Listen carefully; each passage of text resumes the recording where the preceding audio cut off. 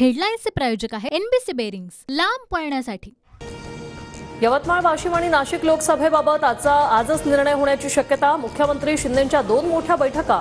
संजय राठोड, भावना गवळी बैठकीला हजर राहणार। नाशिकच्या जागेवर हेमंत गोडसे ठाम, मुंबईसाठी रवाना। तर नाशिकमधून अजित पवार गटाच्या छगन भुजबळांच्या नावाची चर्चा। उदयनराजे भाजपच्या चिन्हावर लढण्याची शक्यता। साताऱ्यात उदयनराजेंचं जंगी स्वागत रथावर कमळ चिन्हाची सजावट। साताऱ्यातून लोकसभा लढवणार उदयनराजेंकडून स्पष्ट, तर दिल्लीत तात्काळ ठेवलं नाही। दिल्लीवारीवर उदयनराजेंची प्रतिक्रिया। सातारा लोकसभा घड्याळ चिन्हावर लढवावी, राष्ट्रवादीच्या संजीवराजे निंबाळकरांची अजित पवार गटाकडे मागणी। आमचं ठरलंय, तुतारीवर लढणार। जयसिंह मोहिते पाटलांकडून धैर्यशील मोहिते लढणार असल्याचं स्पष्ट, तर धैर्यशील मोहितेंचा पवारांसोबतचं पोस्टर व्हायरल। माढा लोकसभा मतदारसंघात विद्यमान खासदारांबद्दल नाराजी, उमेदवार बदला। संजीवराजे नाईक निंबाळकरांची अजित पवारांकडे मागणी। मनसेची महायुतीकडे 3 जागांची मागणी। 3 पैकी 2 जागांवर चर्चा सुरू। मनसे नेते बाळा नांदगावकर यांची माहिती।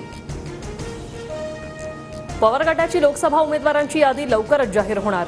भिवंडी, बारामती, शिरूर, सातारा, दक्षिण अहमदनगर, वर्धा, दिंडोरी, रावेर, माढा या जागांविषयी बैठकीत चर्चा झाल्याची माहिती। वंचित मवियातून बाहेर लोकसभा निवडणुका स्वतंत्र लढणार। प्रकाश आंबेडकरांची घोषणा। तर जरांगेंची युती करण्याबाबत सविस्तर चर्चा। जरांगेंनी 30 तारखेपर्यंत थांबायला सांगितलंय, आंबेडकरांची माहिती। ठाकरे गटाकडून सांगलीतून चंद्रहार पाटलांना उमेदवारी, तर काँग्रेसचे विशाल पाटील सांगली लोकसभा लढवण्यावर ठाम। काँग्रेसकडून उमेदवारी न मिळाल्यास विशाल पाटील अपक्ष लढणार असल्याची माहिती। काँग्रेस आणि शिवसेना ठाकरे गटामध्ये जागा वाटपावरून सुरू असलेल्या नाराजी नाट्यावर शरद पवार यांची नाराजी। मवियातील पक्षांनी एकत्रित यादी जाहीर करायला हवी होती, पवारांकडून मत व्यक्त। कोल्हापूरच्या बदल्यात सांगलीची जागा असं कधीही ठरलं नव्हतं, हे आम्हाला मान्य नाही। ठाकरे गटाने हातकणंगलेची जागा लढावी, काँग्रेस नेते विश्वजित कदम यांची प्रतिक्रिया। उद्धव ठाकरेंच्या वागण्याचा आम्हाला अनुभव, काँग्रेसलाही ठाकरेंच्या अशा वागण्याची सवय करून घ्यावी लागेल। काँग्रेस ठाकरे गटातील जागा वाटपाच्या वादावर फडणवीसांचा टोला। शिवसेना ठाकरे गटाकडून उमेदवारांची पहिली यादी जाहीर। 17 लोकसभा उमेदवारांच्या नावाची घोषणा।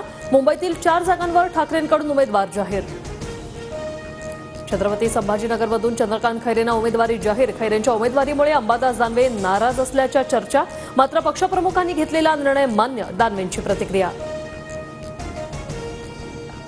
नाशिक लोकसभा मतदारसंघात ठाकरे गटाकडून राजाभाऊ वाजेंना उमेदवारी, तर उमेदवारी न मिळाल्याने विजय करंजकर नाराज। लढणार आणि नडणार असं म्हणत करंजकरांकडून बंडखोरीचे संकेत।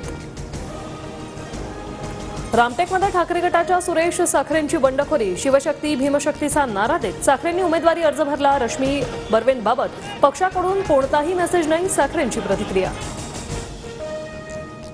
हेडलाईन्सचे प्रायोजक आहे एनबीसी बेरिंग्स, लांब पळण्यासाठी।